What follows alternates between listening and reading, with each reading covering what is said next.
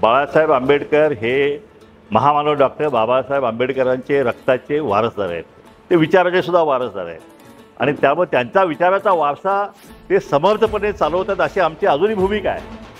आणि त्यातूनच आम्ही जे मध्ये जो आमचा ओबीसी महानगर मेळावे झाले, ओबीसी आरक्षण संकटात आलं त्यावेळी आम्ही त्यांना सोबत घेतलं आणि एका व्यासपीठावर लाखांच्या सभा आम्ही घेतल्या.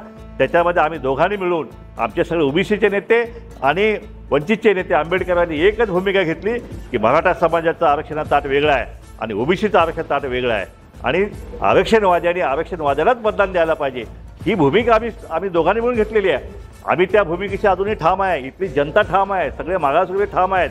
परंतु आंबेडकर साहेबांची ही जी भूमिका जी आहे की त्याने अचानकपणे आमचं युती होणार होती, आमच्या उमेदवार जे एकमेकाच्या उमेदवार आमच्या देवाणघेवाण 3च्या बैठका झाल्या, पण अचानक जरांगेंची त्यांनी भेट घेतली आणि जरांगेशी युती करायची त्यांनी भूमिका स्पष्ट केल्यानंतर आम्ही त्यांच्याशी होणारी युती जी आम्ही थांबवली आणि फक्त त्यांचा पाठिंबा, आम्ही त्यांना पाठिंबा दिला, त्यांनी आम्हाला पाठिंबा दिला.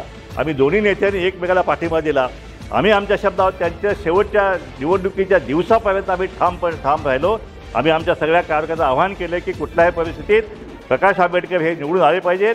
त्या ठिकाणी खासदार म्हणून पार्लमेंटमध्ये मागासवर्गीयाचा आवाज बुलंद करण्यासाठी पाठवायलाच पाहिजे, ही आम्ही भूमिका घेतली. आम्ही ठाम राहिलो. आता माझ्या बाबतीत घेतलेली भूमिका जी आहे ती कशामुळे बदलली ते काय समजायला वाव नाही. परंतु एक आहे की त्या ठिकाणी बारामतीमध्ये त्या ठिकाणी आमचा ओबीसी बहुजन पार्टीचा मागासवर्गीय उमेदवार त्या ठिकाणी महेश भागवतसारखा एक तगडा स्ट्रॉंग उमेदवार आम्ही दिला होता. त्यांचा पाठिंबा त्यांनी काढून घेतला आणि शरद पवार साहेबांच्या कन्या त्यांना पाठिंबा दिला. आता 4 वेळा मुख्यमंत्री राहिलेले पवारसाहेब, त्यांची कन्या सुप्रियाताई ही वंचित कशी? या ठिकाणी सांगलीमध्ये 4 वेळा मुख्यमंत्रीपदी राहिलेले वसंतदादा पाटील यांचे नातू विशाल पाटील हे वंचित कसे? याचं उत्तर प्रकाश आंबेडकर साहेबांनी दिलं पाहिजे.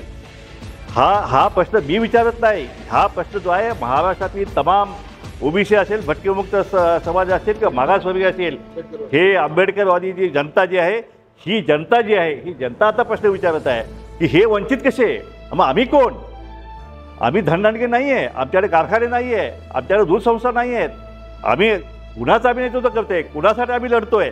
ह्या मागासवर्गीयांचा मानासन्मानानं त्यांचा आरक्षणाचा लढा जो आहे तो आम्ही महाराष्ट्रात लढतोय. काय चूक झाली आमची?